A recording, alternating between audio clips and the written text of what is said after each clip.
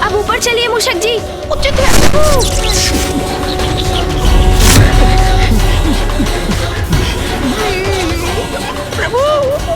मूषक जी तो थक रहे हैं, इनकी गति भी धीमी पड़ रही है।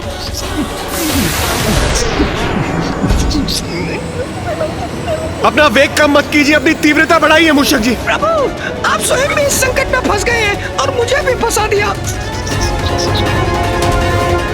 महादेव के क्रोधाग्नि से तो अब हमारा बचना असंभव है। आपने इंद्रदेव को उनका दंड क्यों नहीं भुगतने दिया? नहीं मूषक जी, ये आप क्या कह रहे हैं? मूषक जी, आप अपना ध्यान बस अपने वेग पर लगाइए, शीघ्र चलिए। जी प्रभु। और इंद्रदेव, आपके समक्ष आपकी रक्षा का मात्र अब एक ही उपाय है, और वो उपाय है महादेव, महादेव, महादेव, मुझे क्षमा कर दीजिए। मैं अहंकार के वश में कभी नहीं आऊंगा प्रभु। प्रभु, मैं आपको वचन देता हूँ। प्रभु, मुझे क्षमा कर दीजिए। महादेव,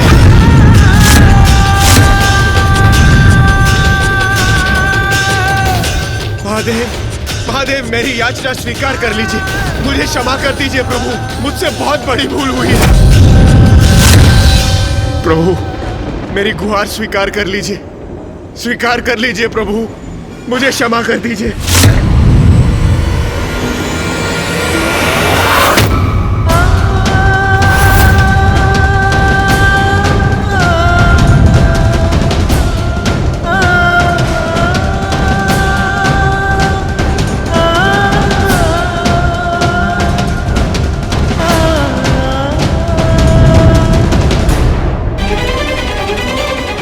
महादेव तो अब भी क्रोधित हैं। कदाचित महादेव ने इंद्रदेव की क्षमा याचना स्वीकार नहीं की, अर्थात प्रभु, मुझे क्षमा कर दीजिए प्रभु, मुझसे बहुत बड़ी भूल हुई है प्रभु।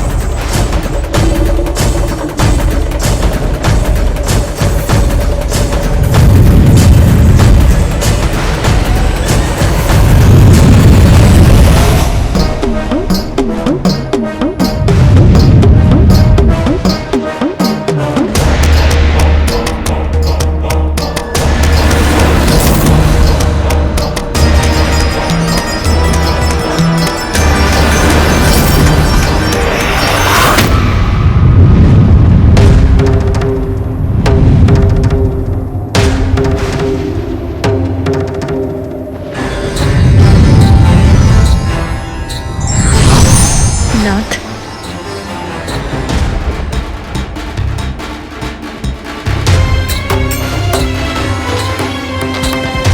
परीक्षा परीक्षार्थी के अच्छे परिवर्तन के लिए होती है, उसके अंत के लिए नहीं। मैं आपसे विनती करती हूँ नाथ, इंद्रदेव अपनी भूल स्वीकार कर चुके हैं, अब आप भी शांत हो जाइए।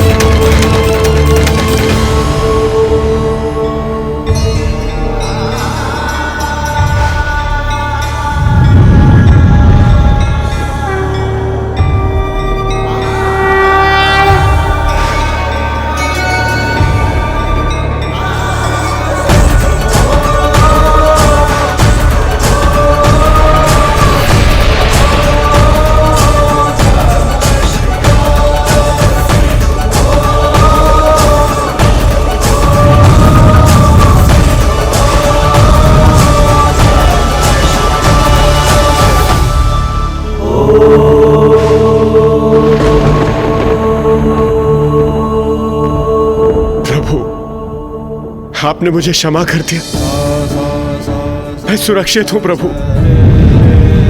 आपको कोटि कोटि नमन करता हूं प्रभु, आपका कोटि कोटि धन्यवाद।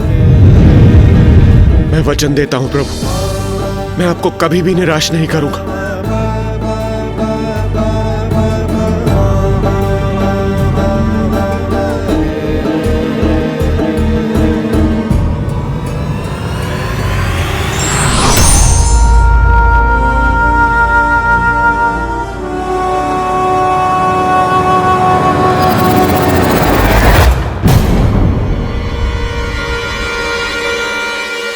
पिताश्री की क्रोधाग्नि तो बहुत निकट आ चुकी है।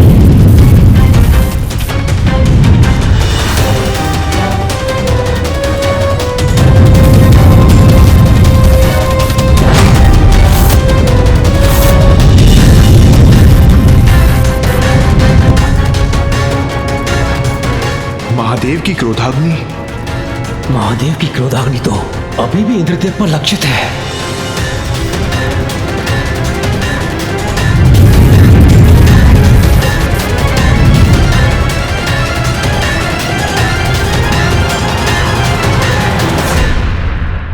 पिताश्री, आपका क्रोध शांत हो गया है। अब तो अपनी क्रोधाग्नि को रोक दीजिए। हाँ हाँ प्रभु, हाँ, मान जाइए प्रभु।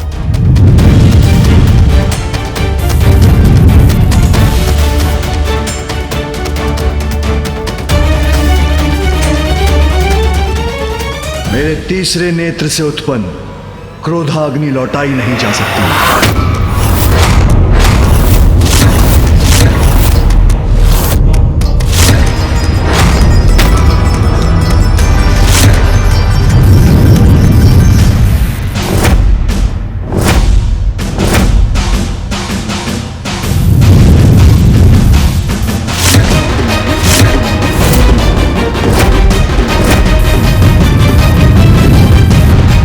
महादेव की क्रोधाग्नि मुझे लीलने वाली, कदाचित यही मेरी नियति है।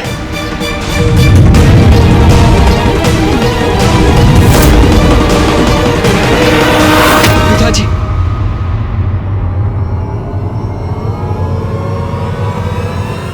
माता, आप भी मुझे क्षमा कर दीजिए और मुझ पर एक और उपकार कीजिए।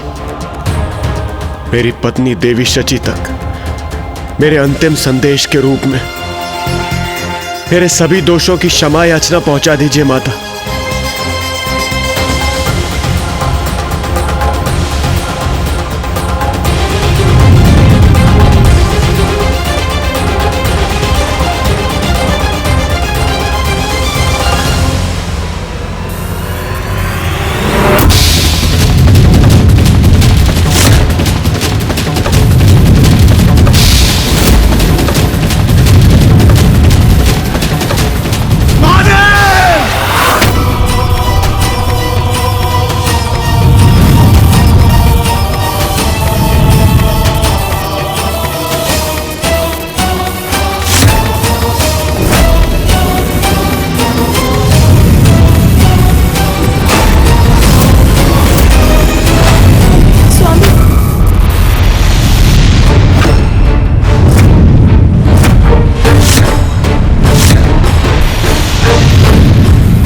क्षण शेष है देवराज इंद्र के पास। इंद्रदेव ने उचित अनुचित का भेद समझने में बहुत विलंब कर दिया। पिताश्री की क्रोधाग्नि की शक्ति को लौटाया नहीं जा सकता, तो अब क्या उपाय है इंद्रदेव की रक्षा का?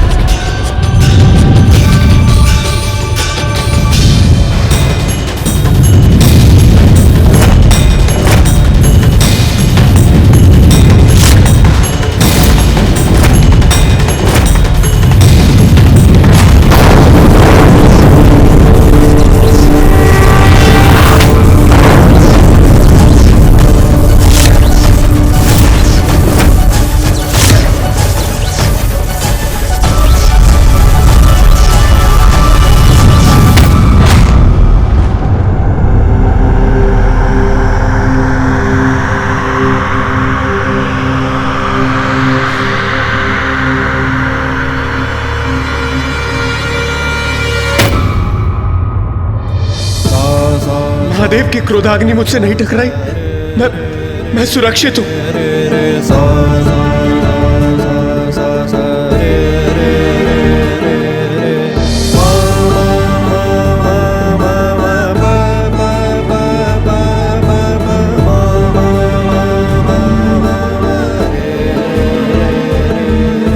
देवराज रक्षित हो गए। उचित समय पर पिताश्री ने अपनी ऊर्जा से क्रोधाग्नि को पीछे धकेल दिया। देवाधिदेव महादेव की दया उनके क्रोध से कहीं बढ़कर है। महादेव की लीला महादेव ही समझ सकते हैं। धन्य है आप पिताश्री, आपने अपनी क्रोधाग्नि की दिशा मोड़कर उसकी मर्यादा भी रखी और इंद्रदेव के प्राणों की रक्षा भी कर ली। प्रभु, आपने मुझे क्षमा कर दी, मेरी रक्षा की आपने। मैं कृतार्थ हुआ प्रभु। आपको कोटि कोटि नमन करता हूं प्रभु। ओम नमः शिवाय, ओम नमः शिवाय, ओम नमः शिवाय।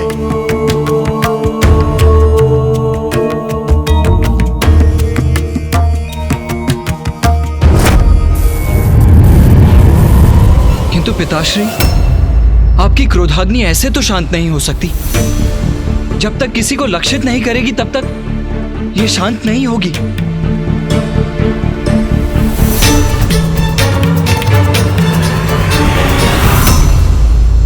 चिंता मत करो पुत्र कार्तिकेय। मेरी क्रोधाग्नि किसी का जीवन नष्ट नहीं करेगी, क्योंकि मैंने उसका मार्ग सागर की ओर मोड़ दिया है।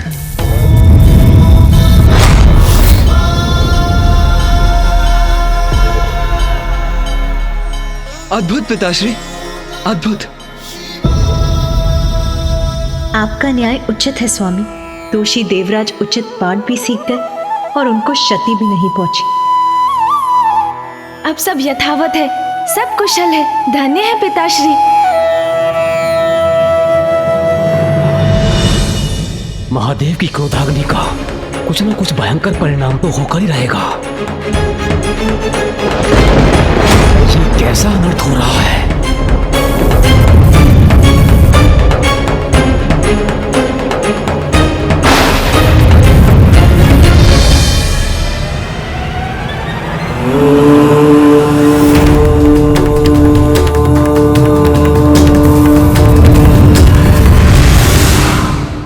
मेरी क्रोधाग्नि अब सागर में विलीन हो गई है।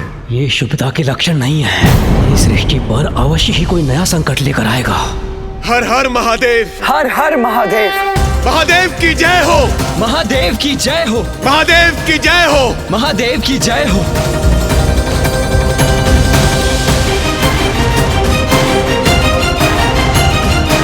इंद्रदेव को क्षमा करना आपकी उदारता का उदाहरण है स्वामी।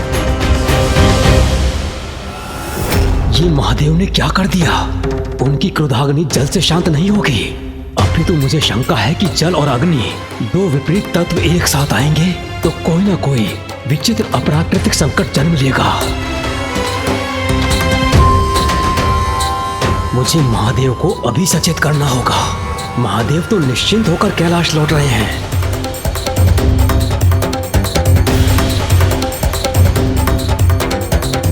किंतु सागर के गर्भ में क्या उत्पन्न हुआ है वो किसी को ज्ञात नहीं।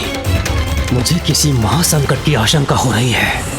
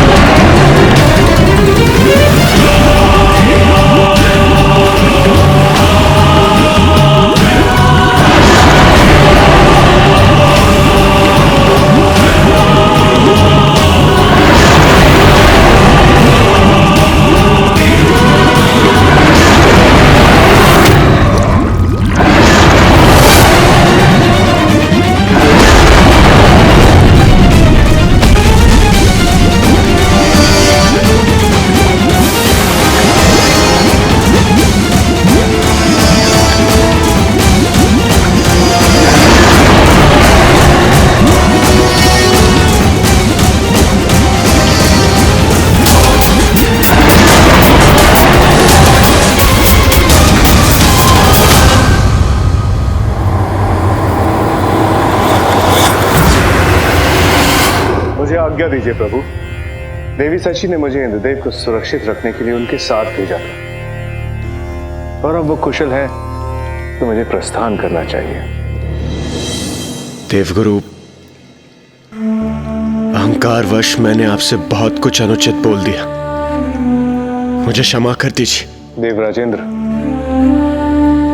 महादेव की कृपा से अब सब कुशल है।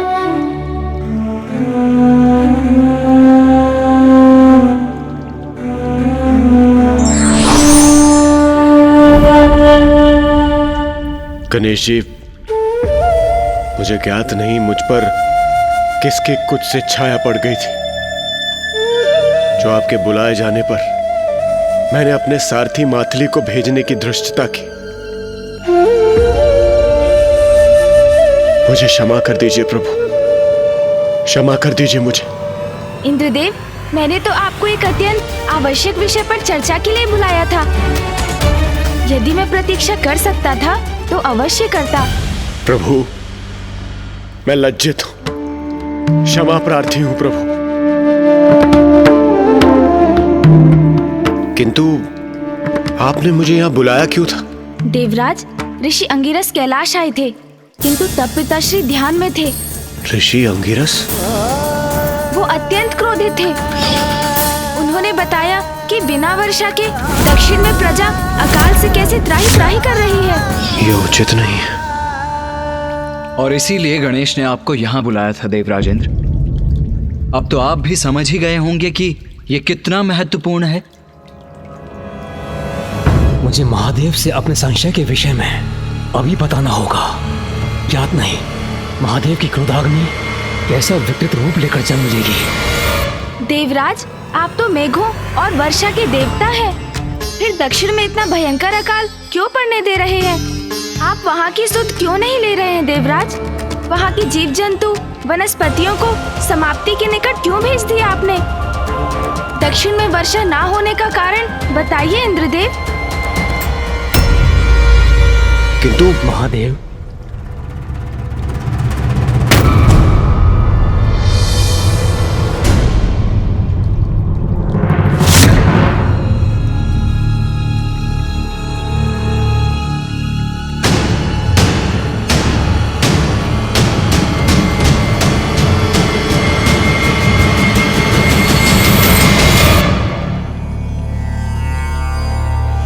महादेव, ये बहुत बड़ी चिंता का विषय है, हमें अभी चर्चा करनी होगी।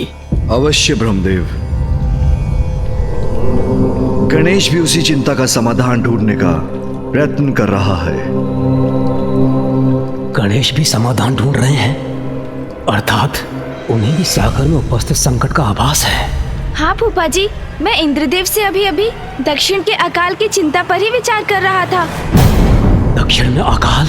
आप भी विराजिए फूफा जी। कदाचित ये उचित समय नहीं होगा उस प्रसंग के विषय में वार्ता करना। मुझे इसके लिए प्रतीक्षा करनी होगी।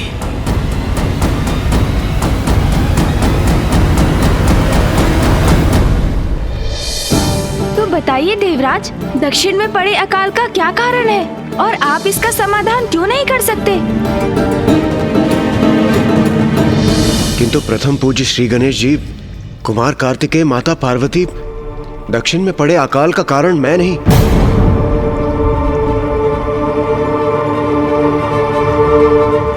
ऋषि अगस्त्य है।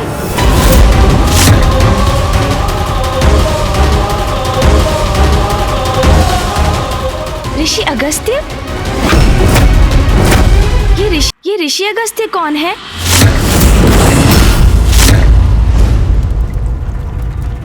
और वो अकाल का कारण कैसे बन गए? तुम्हारे इन प्रश्नों का उत्तर मैं दूंगा गणेश।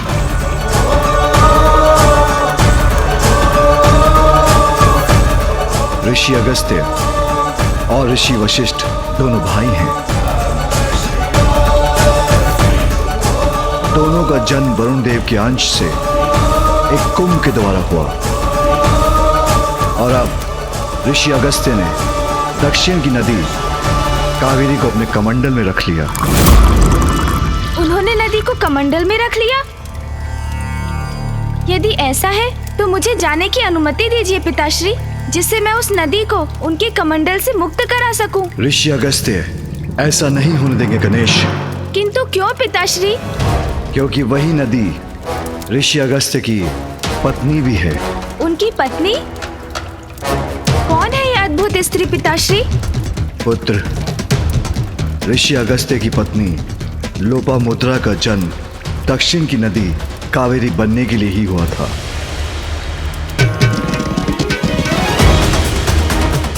किंतु लोपामुद्रा की नदी होने के बाद ऋषि अगस्त्य ने उन्हें अपने कमंडल में स्थित कर लिया और स्वयं ध्यान मग्न हो गए,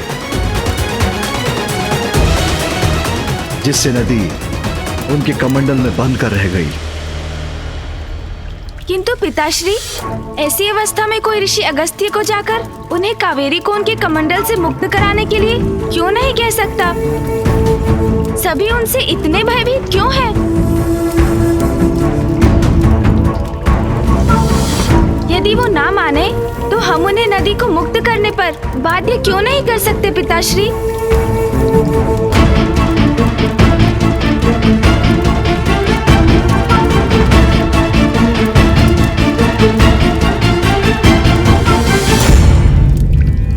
क्योंकि गणेश, ऋषि अगस्त्य की महिमा हम सभी देवताओं से भी कहीं अधिक है। किंतु भैया, वो आपसे अर्थात देव सेनापति कुमार कार्तिकेय से अधिक महिमामयी तो नहीं हो सकते।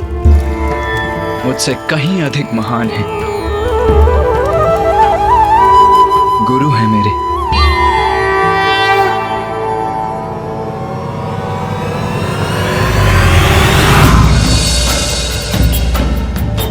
स्वस्ति न इंद्रो वृतश्रवाः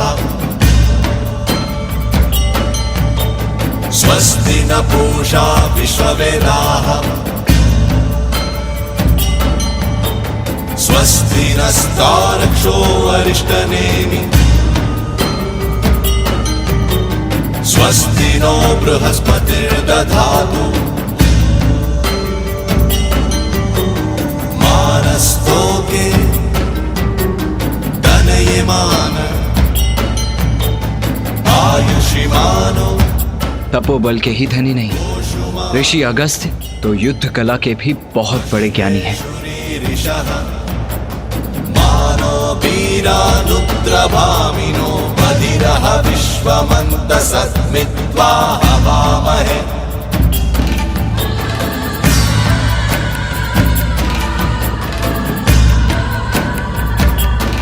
ऋषिवर, मैं आपके आश्रम आपसे शिक्षा प्राप्त करने हेतु आया हूँ। कृपया मुझे अपने शिष्य के रूप में स्वीकार कर मल्ल युद्ध अर्थात कलारी पयट्टू की कला सिखाने की कृपा कीजिए।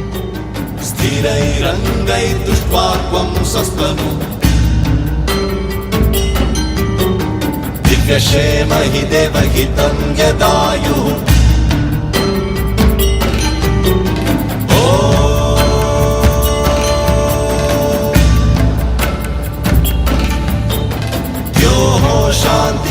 शांतिरन्तरिक्षत्वं शांति पृथ्वी शांतिरापः शांति शांति शांति शांति। कुमार कार्तिकेय, तुम्हारा प्रशिक्षण कल भोर में प्रारंभ होगा।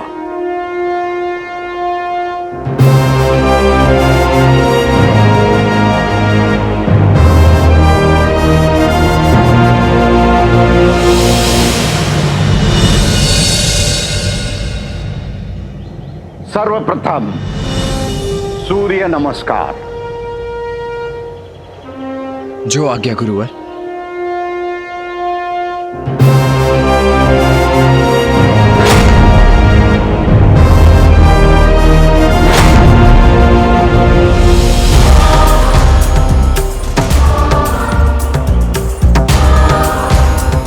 युद्ध में एकाग्रता और तत्परता दोनों ही आवश्यक हैं।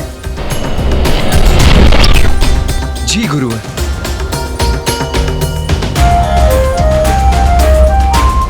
विरोधी की प्रत्येक क्रिया की सूक्ष्मता का सूक्ष्मता से ही अवलोकन करना चाहिए, अन्यथा चूक हो सकती है। अवश्य गुरुवर। क्रिया को पुनः दोहराने से अभ्यास होता है, इसलिए पुनः करिए। जी गुरुवर।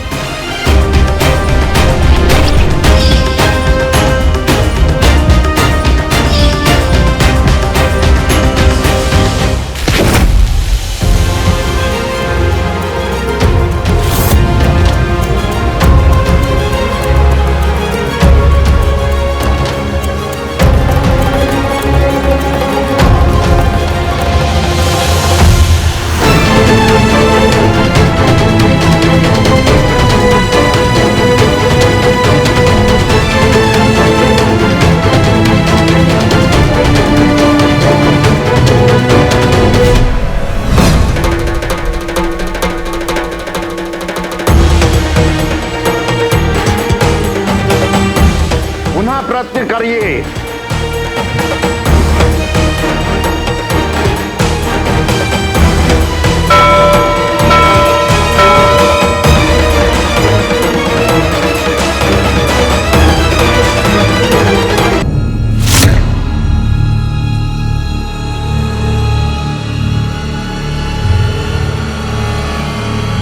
कुमार कार्तिकेय, अपना लक्ष्य मुझे बनाओ।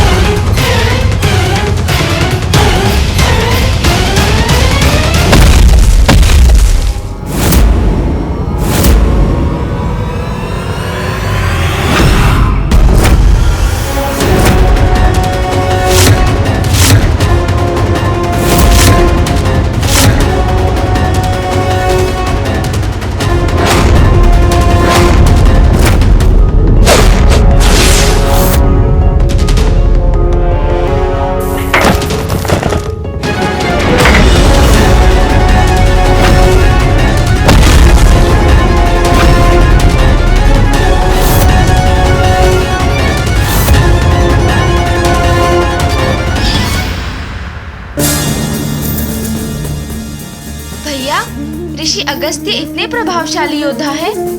हाँ गणेश, मैं अति भाग्यशाली हूँ कि मुझे ऋषि अगस्त्य जैसे गुरु मिले। उनकी प्रतिभा के बारे में जानकर तुम भी अचंभित रह जाओगे। तो बताइए ना भैया, फिर क्या हुआ?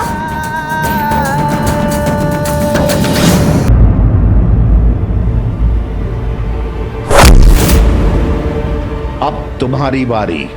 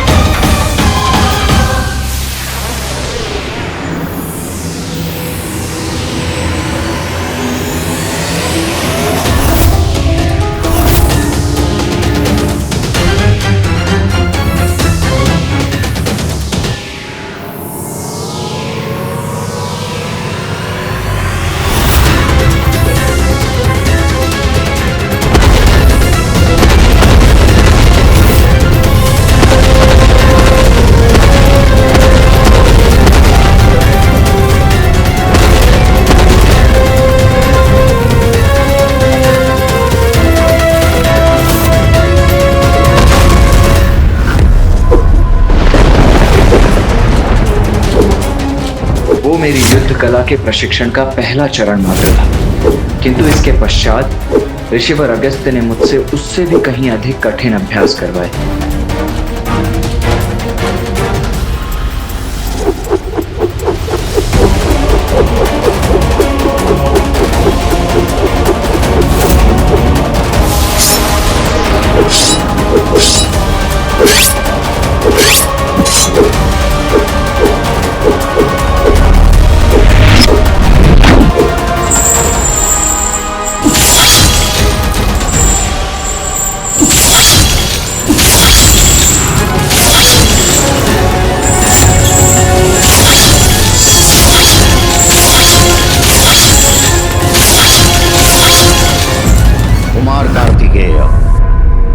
मैंने आपको अपने शिष्य के रूप में स्वीकार कर आपको संपूर्ण युद्ध कौशल की विद्या प्रदान की है। अब आप पूर्ण रूप से प्रशिक्षित हो चुके हैं, अतः आप यहां से प्रस्थान करने के लिए मुक्त हैं। इतनी शीघ्र?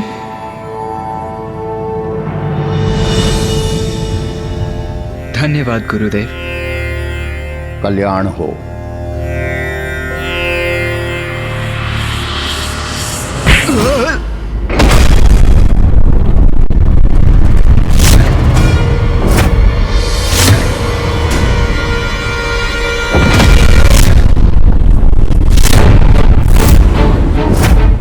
क्या हुआ गुरुदेव?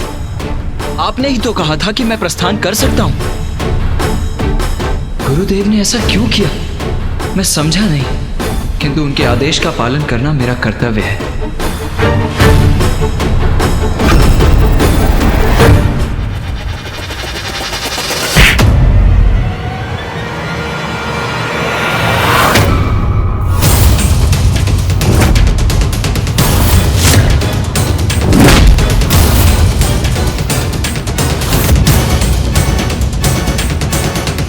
किंतु गुरुदेव, आपने ही तो मुझे जाने की अनुमति दी थी। भैया, ये कैसी परीक्षा थी ऋषि अगस्त्य की? मैं तुम्हें जाने दूंगा, किंतु इस अंतिम परीक्षा के बाद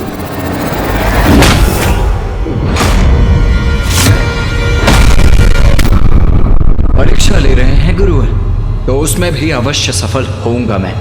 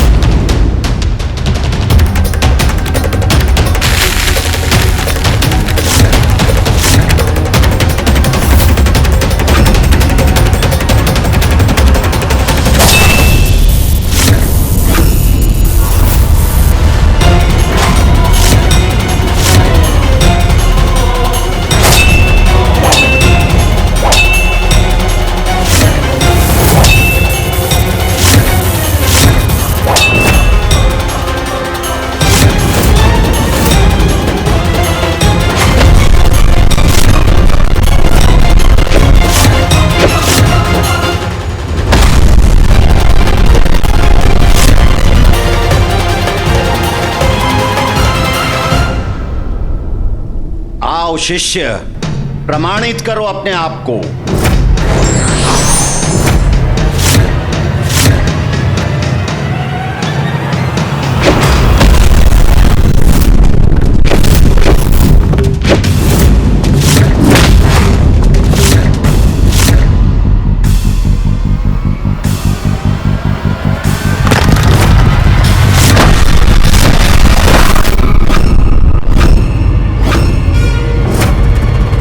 ये भूमि के मध्य सिंहासन कहां से प्रस्तुत हुआ?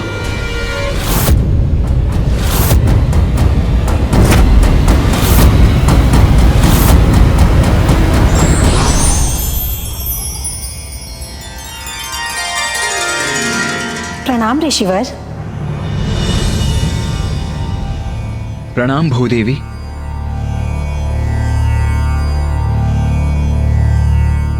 ऋषिवर, मैं गुरु और शिष्य के मध्य हस्तक्षेप नहीं करना चाहती थी, किंतु आपको इस प्रकार गिरते हुए भी नहीं देख सकी, इसलिए मैंने आपके लिए सिंहासन प्रस्तुत किया।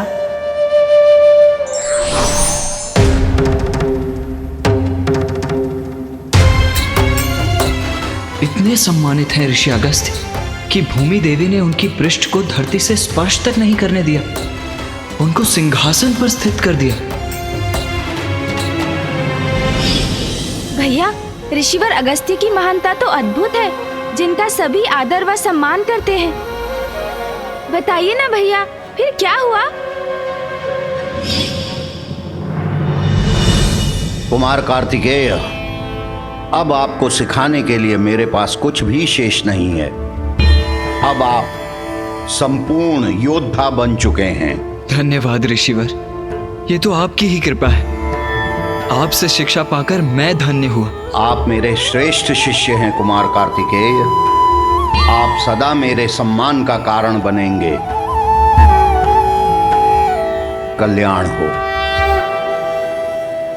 ऋषि अगस्त्य की कृपा से ही मैं इतना महान योद्धा बना गणेश। उनकी महानता का वर्णन शब्दों से नहीं किया जा सकता अनुज। हाँ भैया, उचित कहा आपने।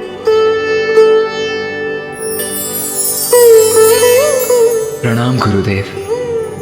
भैया ने जिस प्रकार बखान किया, सत्य है, असाधारण है ऋषिवर अगस्त्य। मैं महादेव को क्रोधाग्नि के प्रति अपनी आशंका व्यक्त करने की प्रतीक्षा कर रहा हूँ, किंतु सभी ऋषि अगस्त्य की कथा में इतने लीन हैं कि मैं कैसे प्रारंभ करूं?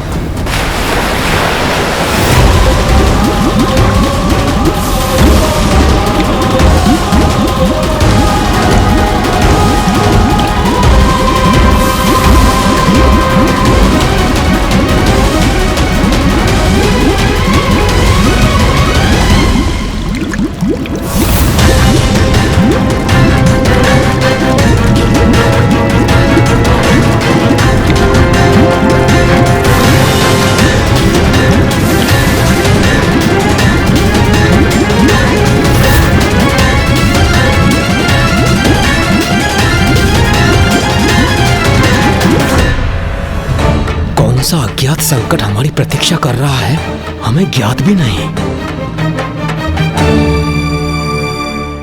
किंतु पिताश्री, यदि ऋषिवर अगस्त्य नदी को अपने कमंडल से बाहर नहीं आने दे रहे हैं, तो क्या हमारे पास कोई और उपाय नहीं है?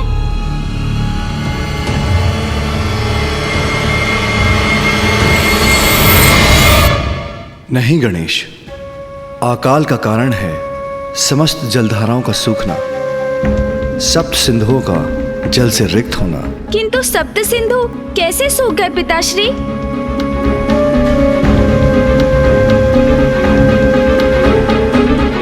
ऋषि अगस्त्य ने सप्त सिंधुओं का जलपान कर लिया।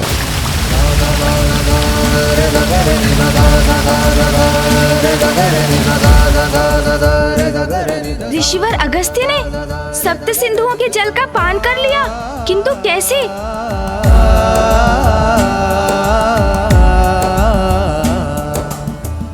हाँ गणेश जी, हुआ ऐसा कि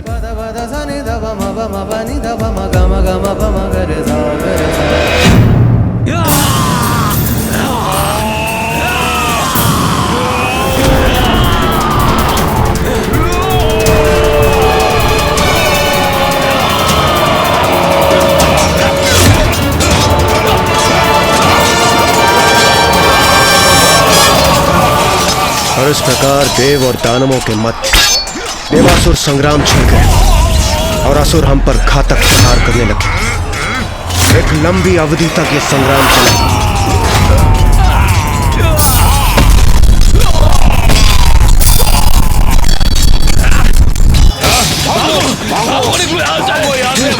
भागो जल्दी हो जाओ, जाओ।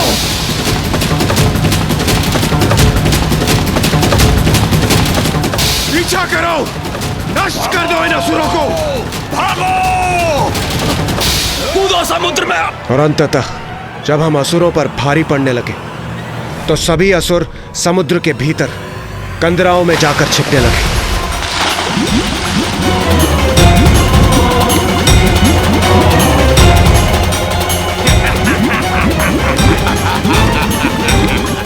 अब तुम हमें क्या मार पाओगे देवताओं? तब सभी देवताओं ने ऋषि अगस्त्य से समुद्र को जल से रिक्त करने की प्रार्थना की।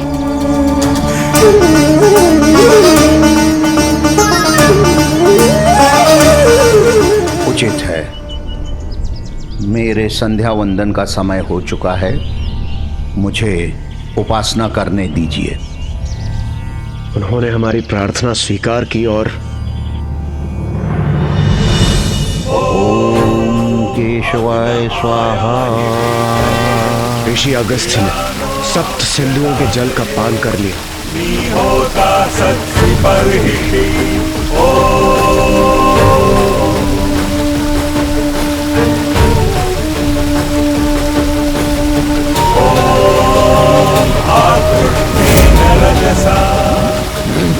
ये क्या? जल का स्तर कैसे कम हो रहा है? हाँ?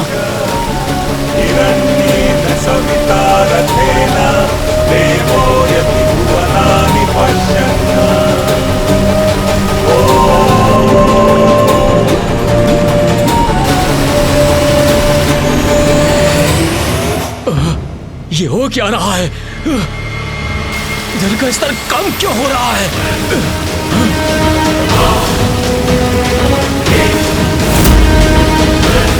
अरे सागर का जल कहां जा रहा है? ये क्या हो रहा है? इस प्रकार जलहीन हो गया सागर तो हमारा विनाश संभव हो जाएगा।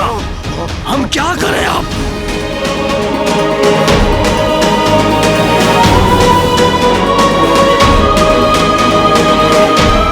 आक्रमण!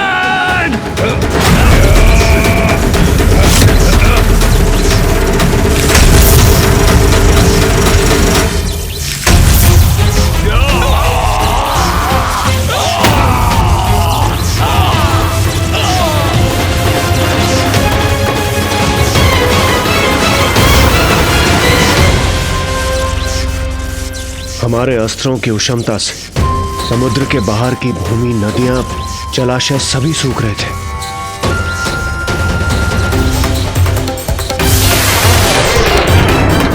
इस अनर्थकारी घटना का भीषण परिणाम होगा।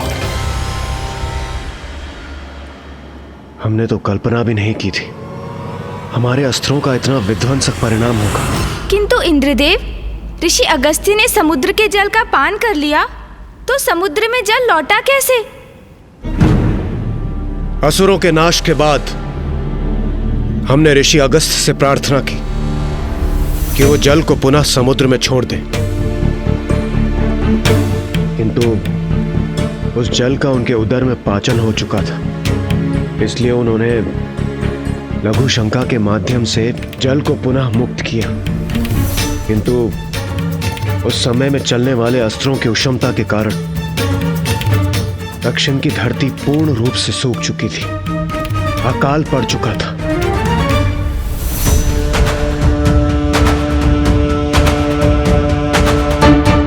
और उस अकाल से मुक्ति पाने की चिंता में ऋषि अगस्त्य पूर्ण रूप से डूब चुके थे।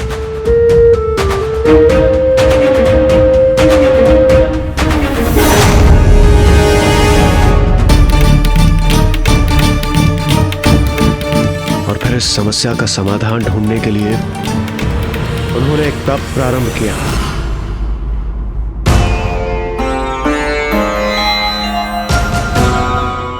नारायण, ब्रह्मदेव, महादेव, आप शीघ्र यहां जल भेजिए।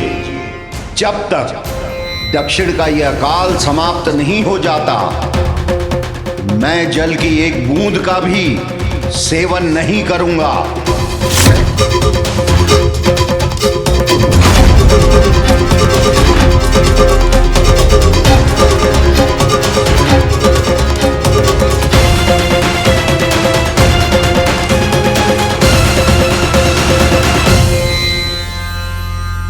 पिताश्री, क्या ऋषि अगस्त्य को उनके तप से समस्या का समाधान प्राप्त हुआ? क्या उनके तप से नदी रूपी जल धारा उत्पन्न हुई? पुत्र, ऋषि अगस्त्य को जब तप करते हुए अनेक वर्ष बीत गए, तब एक दिवस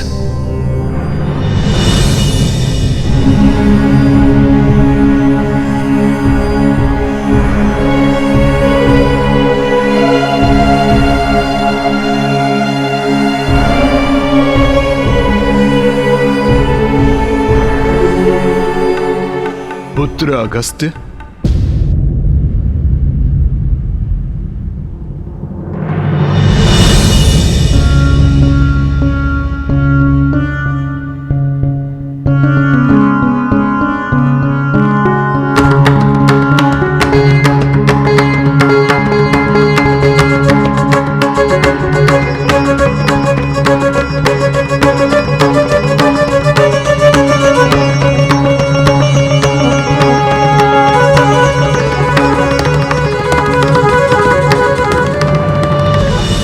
सभी दिव्य आत्माओं को मेरा प्रणाम।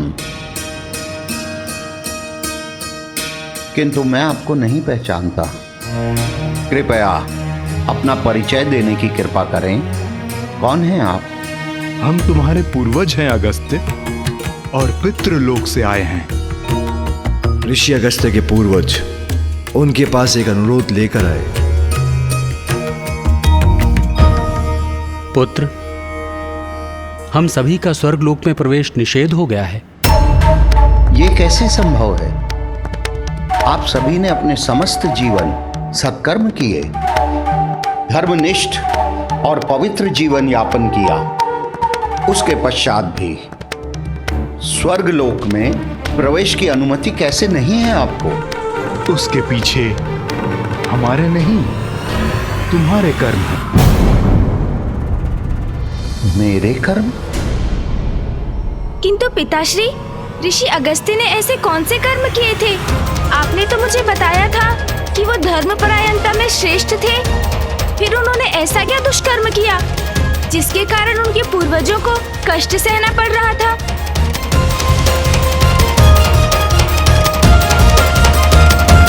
अभी जो कर्म आप करते हैं वो नहीं, अपितु जो आप नहीं करते वो आपके जीवन में समस्या उत्पन्न करते हैं।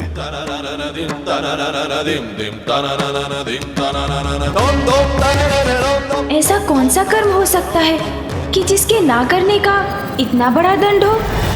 पुत्र, तुमने विवाह कर गृहस्थ आश्रम में प्रवेश नहीं किया, अर्थात तुम्हारे साथ हमारे वंश का भी अंत होगा और हमारे लिए पितृ धर्म निभाने वाला कोई शेष नहीं बचेगा। किंतु मैं सदैव जन कल्याण में व्यस्त रहता हूं। मैं विवाह के बंधन में बंधना नहीं चाहता। पुत्र, जिन माता पिता ने तुम्हारा पालन पोषण किया है, जीवन दिया है, उनका ऋण तो तुम्हें चुकाना ही पड़ेगा। पितृ ऋण से मुक्त होना तो तुम्हारा कर्तव्य है पुत्र। पितृ ऋण? माता पिता का ऋण? जीवन देने का ऋण भला कोई कैसे चुका सकता है? विधि विधान से विवाह कर संतान उत्पन्न करने से और उनके पालन पोषण करने से ही यह संभव है। और यदि कोई पुत्र ऐसा न करे तो उसके पूर्वजों को स्वर्ग में प्रवेश नहीं प्राप्त होने का दंड मिलेगा। अगस्त्य, तुम्हें विवाह करना ही होगा। उसी से तुम्हारे पूर्वजों को सद्गति अर्थात स्वर्ग प्राप्त होगा। वैसे भी कोई यज्ञ, कोई व्रत तब तक पूर्ण नहीं हो सकता जब तक यज्ञकर्ता की वामांगी पत्नी उसकी भागी ना बने। इसलिए विवाह करने पर ही तुम अपनी तपस्या सार्थक कर सकोगे।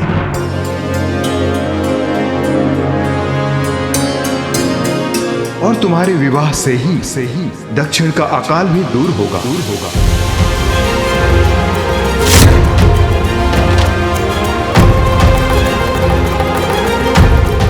ये आप क्या कह रहे हैं पितृपितामह? मेरे विवाह से दक्षिण का अकाल कैसे दूर हो सकता है? वो भी ज्ञात हो जाएगा, किंतु सर्वप्रथम तुम्हें राजा कवेर के पास जाकर विवाह हेतु उनकी पुत्री लोपामुद्रा का हाथ मांगना होगा। अर्थात विवाह करना ही होगा मुझे। अपने पूर्वजों के आदेश अनुसार ऋषि अगस्त्य ने विवाह करना स्वीकार कर लिया। वो विदर्भ नरेश राजा कवेर के पास उनकी पुत्री से अपने विवाह का प्रस्ताव लेकर गए, किंतु ये ऋषिवर के लिए इतना सरल नहीं था, क्योंकि अति सुंदरी देवी लोपामुद्रा अपने धर्म आचरण के लिए भी प्रसिद्ध थी और उनके पिता उनसे अत्यधिक स्नेह करते थे।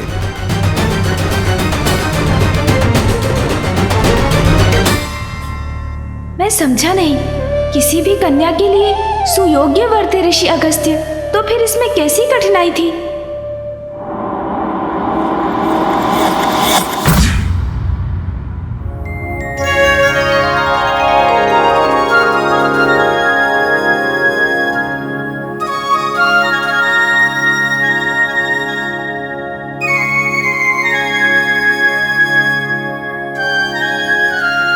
नाथ, भोजन प्रारंभ कीजिए, अन्यथा ये शीतल होकर अपना स्वाद खो देगा। महारानी, आप भली भांति जानती हैं, जब हमारी प्रिय पुत्री अपने हाथों से हमें भोजन कराती है, हम तभी भोजन करते हैं। कहाँ है हमारी पुत्री लोपामुद्रा? मैं यहाँ हूँ पिताश्री।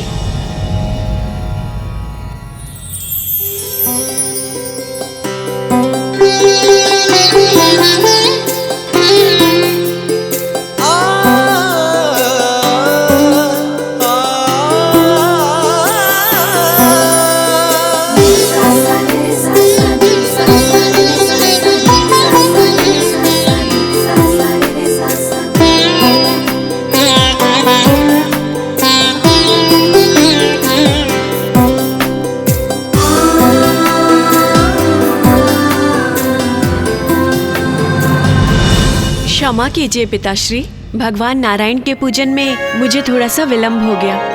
ये लीजिए, प्रसाद लीजिए। आओ विराजो पुत्री। पुत्री लोपामुद्रा, तुम मेरे जीवन में आशीर्वाद बनकर आई हो। जब से तुम्हारा आगमन हुआ है, हमारे राज्य में धन धान्य समृद्धि की वृष्टि हो रही है। किसी को कोई कष्ट नहीं है। प्रकृति की भी हम पर कृपा है, जिसके कारण वर्षा भी समय पर ही होती है। पुत्री, तुम मेरे हृदय के आनंद का कारण हो।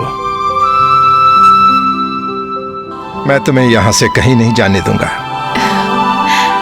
किंतु नाथ, आप भी इस तथ्य से भली भांति परिचित हैं, ये कदापि संभव नहीं।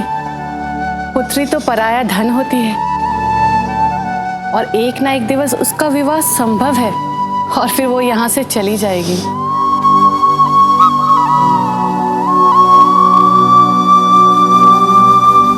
प्रणाम महाराज, आपसे भेंट करने ऋषि अगस्त्य पधारे हैं।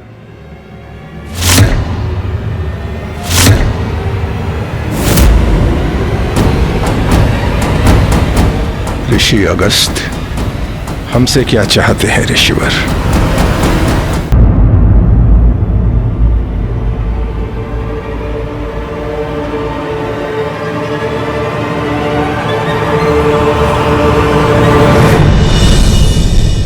ऋषिवर, आपका यहां स्वागत है। ऋषिवर, आपके यहां आगमन का कोई कारण अवश्य होगा। कहिए, आपकी ऐसी कौन सी इच्छा है जो मैं पूर्ण कर सकता हूं?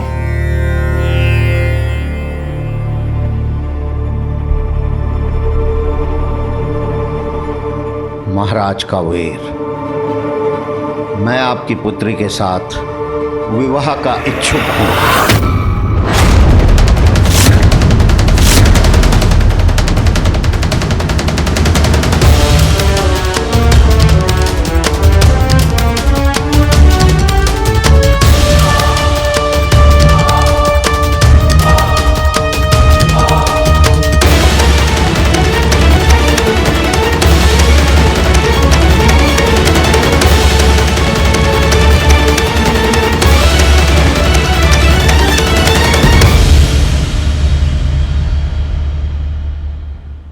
क्या विचार कर रहे हैं राजन? मैं आपके उत्तर की प्रतीक्षा कर रहा हूं। कहिए, आपको मेरा प्रस्ताव स्वीकार है?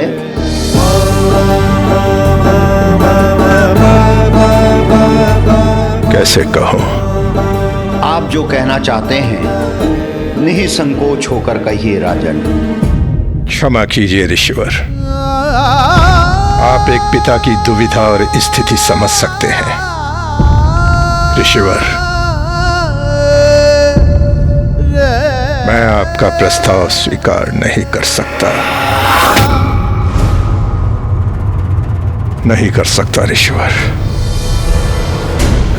क्या महाराज कबीर ने ऋषि अगस्त्य का प्रस्ताव ठुकरा दिया?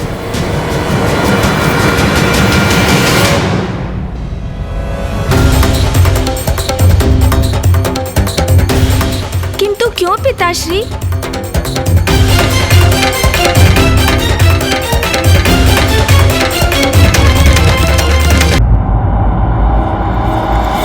महाराज कबीर ने इतने महान ऋषि को अपनी पुत्री का हाथ देने से कैसे मना कर दिया पिताश्री? उचित है गणेश, राजन के समक्ष अत्यंत महान और शक्तिशाली ऋषि अगस्त्य, किंतु कबीर भी अपनी दृष्टि से अनुचित नहीं कर रहे थे। कोई अपने प्राणों से भी अधिक प्रिय पुत्री को एक निर्धन ऋषि को कैसे दे सकता है? अद्भुत सौंदर्य संपन्न मेरी पुत्री का विवाह तो किसी भी राजकुमार से हो सकता है, तो फिर उसका हाथ किसी ऐसे ऋषि को कैसे दे दूं जिनके रूप की मेरी पुत्री से कोई तुलना ही नहीं। मैंने उसे सभी सुख सुविधाएं दी हैं, जो कुछ भी मेरे राजभवन में है उसी का है। रेशमी वस्त्र, आभूषण, स्वादिष्ट भोजन, उसको कहीं भी ले जाने के लिए सुंदर रथ। किंतु आपके साथ वो यात्रा कैसे करेगी? अपने पांवों पर चलकर? और आप उसे भोजन में क्या देंगे? उसका निवास कहाँ होगा? नहीं,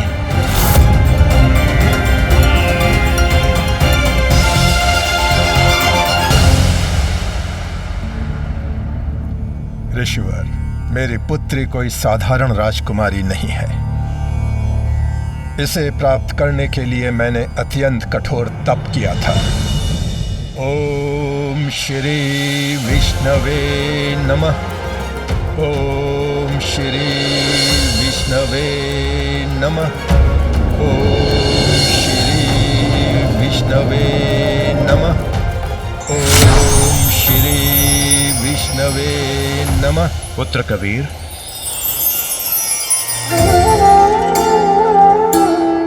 प्रभु, मेरे प्रभु, अपने भक्त की गुहार सुनकर आप आ ही गए प्रभु।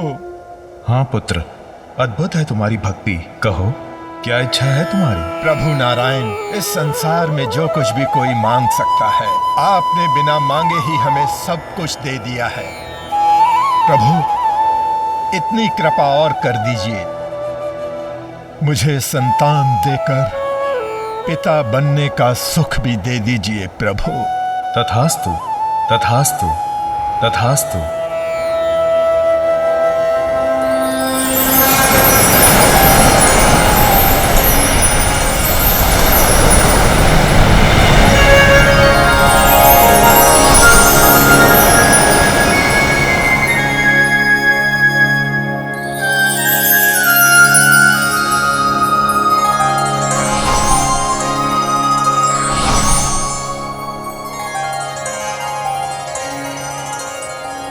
ये कन्या मैं तुम्हें पुत्री रूप में दे रहा हूं। इसका नाम लोपामुद्रा होगा। ये तुम्हारे राज्य में संपन्नता का कारण बनेगी। प्रभु, आपकी इस कृपा के लिए आपका कोटि कोटि धन्यवाद। पुत्री,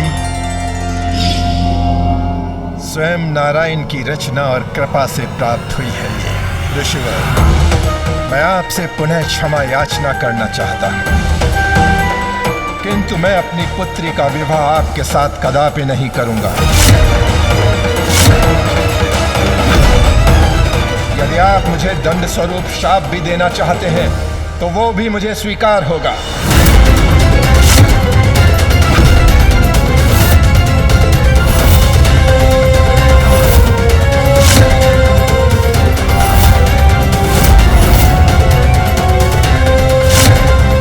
कहीं क्रोधवश ऋषिवर पिताश्री को शाप न दे दे।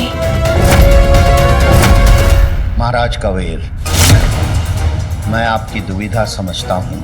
कहा नारायण की भेंट आपकी सुकुमारी पुत्री और कहा मैं, किंतु आपको अर्ध सत्य ही ज्ञात है। जब मुझे मेरे पितृ पूर्वजों ने आपसे मिलने के लिए कहा तो मेरी अंतर्दृष्टि से मुझे ज्ञात हुआ कि ये तो प्रभु नारायण के द्वारा ही पूर्व नियत है।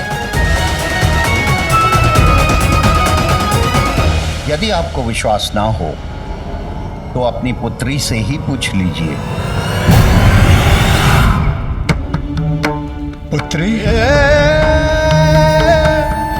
ये ऋषिवर क्या कह रहे हैं?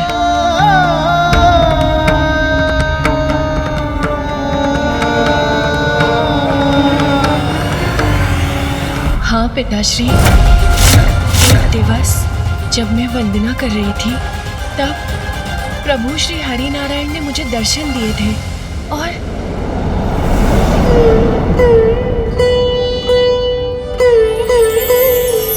पुत्री लोपामुद्रा,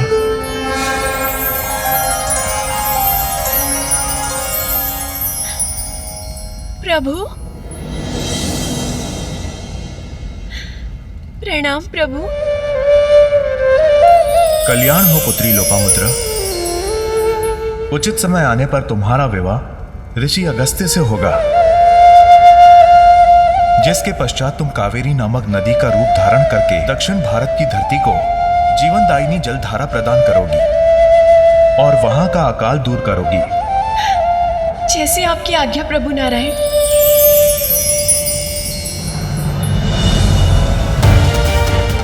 प्रभु आज्ञा है ये, किंतु फिर भी मेरा हृदय इसकी स्वीकृति नहीं दे रहा है।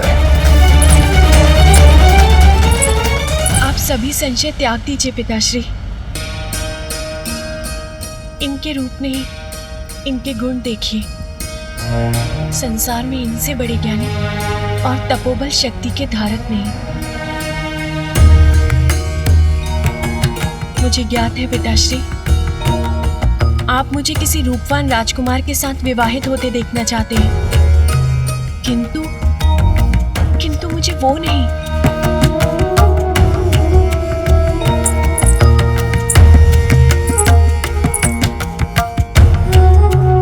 ऋषि अगस्त ही मुझे पति के रूप में स्वीकार हैं और आप भी इनका प्रस्ताव स्वीकार कर लीजिए। पिताश्री, ऋषि अगस्त का उद्देश्य तो ब्रह्म ज्ञान प्राप्त करना है, इसीलिए सभी सुख सुविधाओं से स्वयं को वंचित रखते हैं। आप मेरा विवाह इंद्र जैसे योग्य देव से होते देखना चाहते हैं ना? किंतु पिताश्री, ये इतने महान हैं कि स्वयं इंद्रदेव इनसे सहायता मांगने आते हैं। त्रिमूर्ति भी निर्भर रहती है इन पर। ये जो चाहे क्षण भर में प्रस्तुत कर सकते हैं। ये तो मेरा सौभाग्य है कि मैं इनकी पत्नी बनूंगी।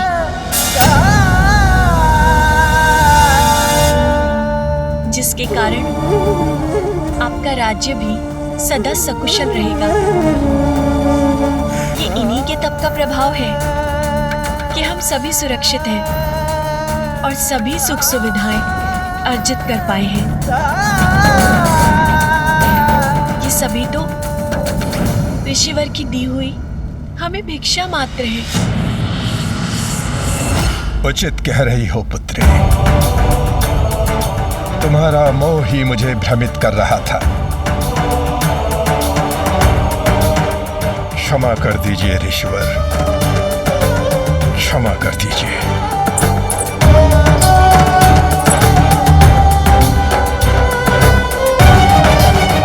तुम्हारा सौभाग्य ही मेरी इच्छा है पुत्री। मेरी चिंता मत कीजिए पिताश्री, ऋषिवर के साथ मैं सदा प्रसन्न रहूंगी। तो क्या माता लोपामुद्रा और ऋषि अगस्त्य का विवाह हुआ? और उनके विवाह के पश्चात वो कावेरी नदी में कब परिवर्तित हो गई? और वो अब ऋषि अगस्त्य के कमंडल में क्यों स्थित है?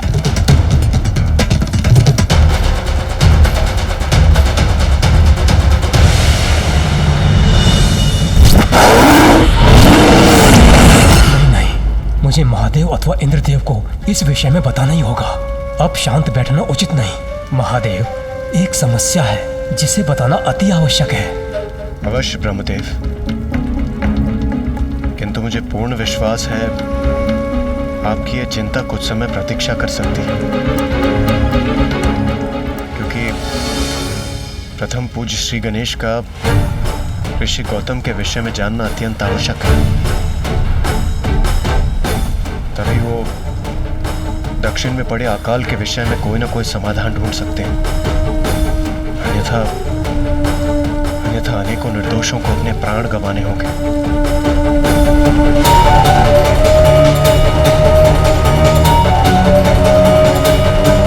इंद्रदेव उचित कह रहे हैं, किंतु मैं इस अनिष्टकारी आभास को भी नकार नहीं सकता कि सागर के जल के भीतर जहाँ महादेव की क्रोधाग्नि का प्रभाव हुआ, वह अवश्य कुछ अत्यंत विकराल और भयंकर जन्म लेकर पनप रहा है। संसार की रक्षा के लिए ये जानना अति आवश्यक है कि सागर की अतल गहराई में कैसे और किस संकट का जन्म हुआ है।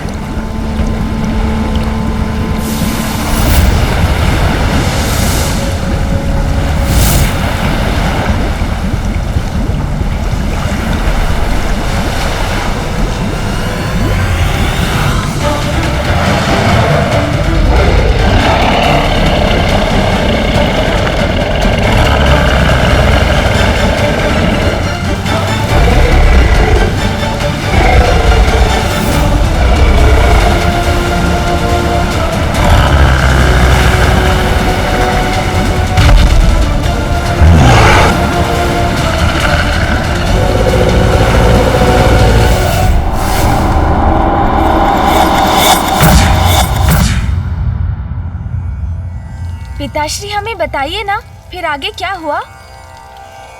फिर ऋषि अगस्त्य के साथ देवी लोपामुद्रा का विवाह संपन्न हुआ और वो अपने पति के साथ एक नवीन जीवन प्रारंभ करने के लिए तैयार हो गई।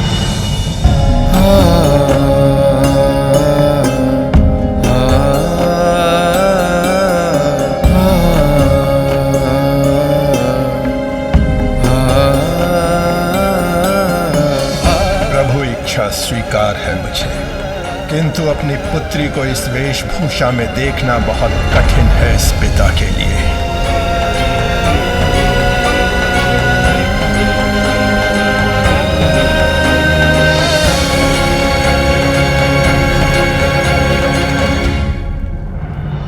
पिताश्री, मैं अपना ये जीवन सहर्ष स्वीकार कर चुकी हूँ। मुझे आशीर्वाद दीजिए।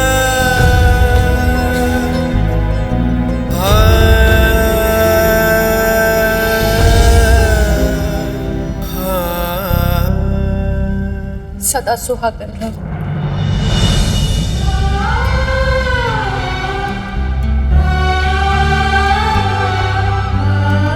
अब हमें प्रस्थान करना चाहिए स्वामी।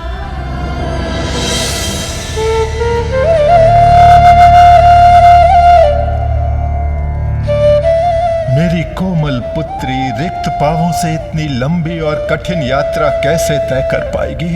उसे तो यात्रा में अत्यंत कष्ट होगा।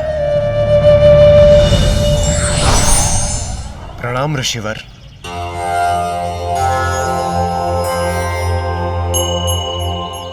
ऋषिवर, आप अपने पैरों को क्यों कष्ट दे रहे हैं? आपकी सेवा में मेरा वाहन ऐरावत प्रस्तुत है। आप ऐरावत को ले जाइए। ऐरावत!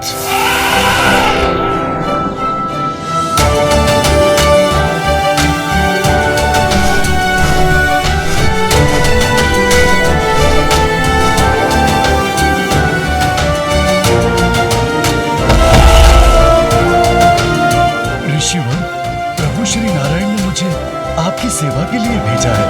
आप जहाँ कहें मैं आपको वहाँ पहुँचा दूंगा।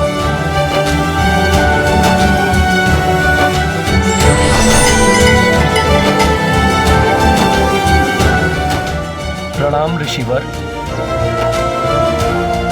मां लोपामुद्रा, आप मुझे अपनी सेवा का एक अवसर दीजिए। इन ऋषिवर के पास यात्रा की स्वयं की कोई व्यवस्था नहीं, तथापि सभी देव अपने अपने वाहन इनके पास भेज रहे हैं। ये ऋषिवर की महानता ही है। मेरी पुत्री के लिए ऋषि अगस्त्य से सर्वोत्तम वर और कोई हो ही नहीं। आप सबको अनेकों धन्यवाद, किंतु हम अपने पैरों पर चलकर ही जाएंगे।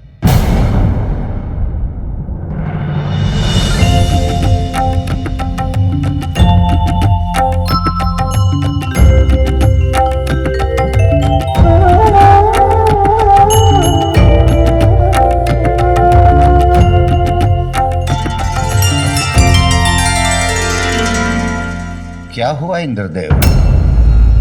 कदाचित आप कुछ कहना चाहते हैं पर कह नहीं पा रहे हैं।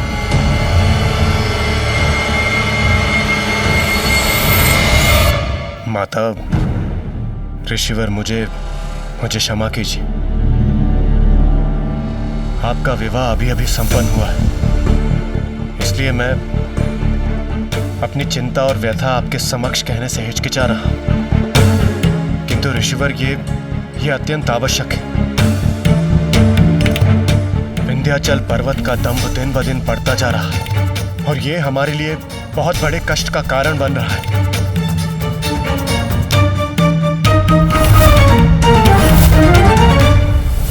कोई कितनी भी ऊंचाई पर पहुंच जाए, उसे उसका दंभ नहीं करना चाहिए। विंध्याचल का ये व्यवहार सर्वथा अनुचित है।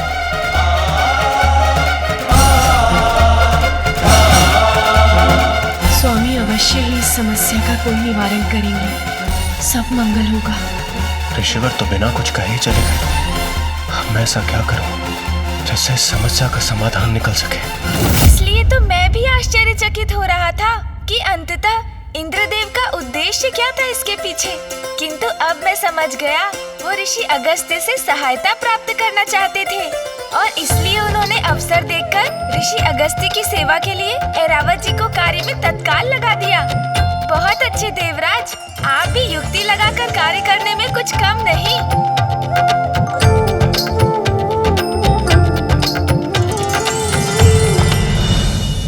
मुझे कुछ कहने का अवसर ही नहीं मिल रहा है। अपनी चिंता महादेव तक कैसे पहुंचाऊं मैं? सागर के गर्भ में जो भी संकट छिपा है, हमें उसे बढ़ने नहीं देना चाहिए।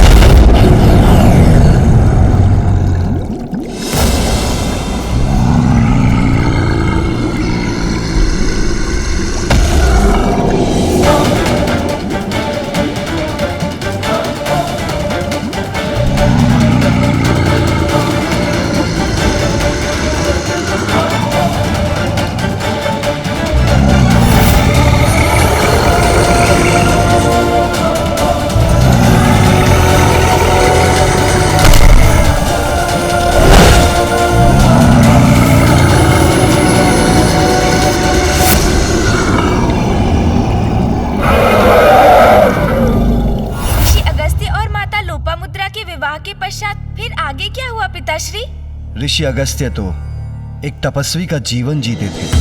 अंबर के नीचे कहीं भी उनकी शैया बन जाती, घने वन उनके पथ बनते, कंद मूल फल आदि उनका भोजन। किंतु देवी लोपामुद्रा ने भी अपने पति का साथ निष्ठा से निभाया।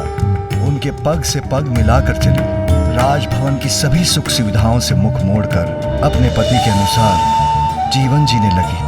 कभी ऋषिवर से ये तक न पूछा कि वो उन्हें कहाँ ले जा रहे हैं। किंतु चलते चलते एक दिवस ऋषिवर और उनकी पत्नी भारतवर्ष के पश्चिम की सीमा के निकट पहुंच गए।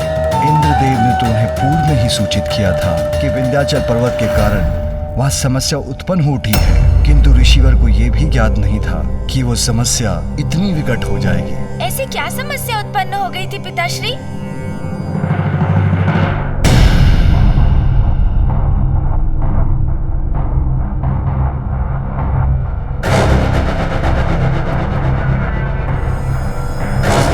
उस समस्या का नाम था विंध्याचल पर्वत।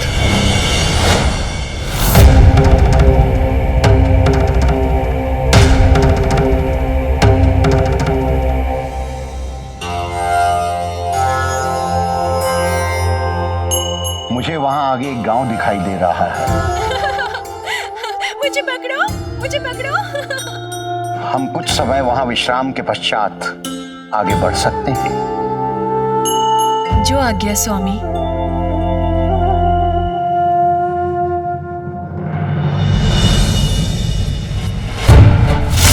ऋषि अगस्त्य और देवी लोपामुद्रा मार्ग पर थे। इसी मध्य विंध्याचल को यह अहंकार हो गया था कि वो हिमालय पर्वत से भी अधिक विशाल है। यही प्रमाणित करने के लिए वो अपना आकार बढ़ाने लगा। मैं सबसे महान पर्वत हूँ, विशाल भी मैं ही रहूंगा। हिमालय नहीं, हिमालय नहीं, हिमालय नहीं।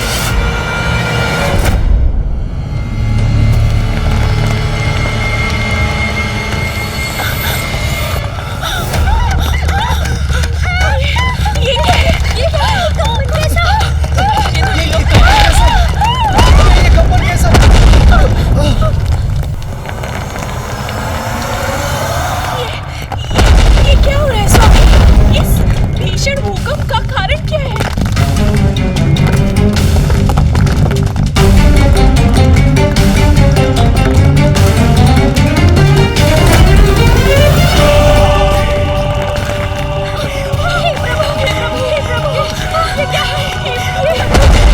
ये शिलाखंड हमारे निवास पर क्यों गिर रहे हैं? ये कैसा संकट है?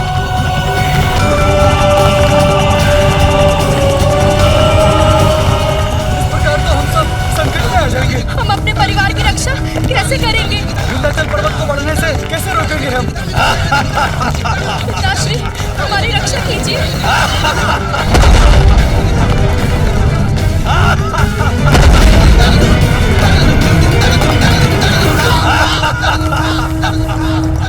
ये कैसी छाया है? तो पिताश्री, फिर ऋषि अगस्त्य ने विंध्याचल पर्वत का अहंकार कैसे तोड़ा?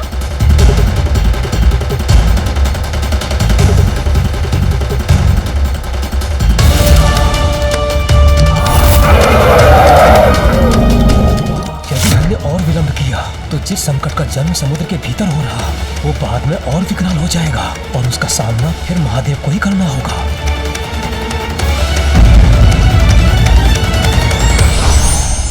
समस्या से चिंतित नहीं होना चाहिए, अभी तो उसका समाधान ढूंढना चाहिए।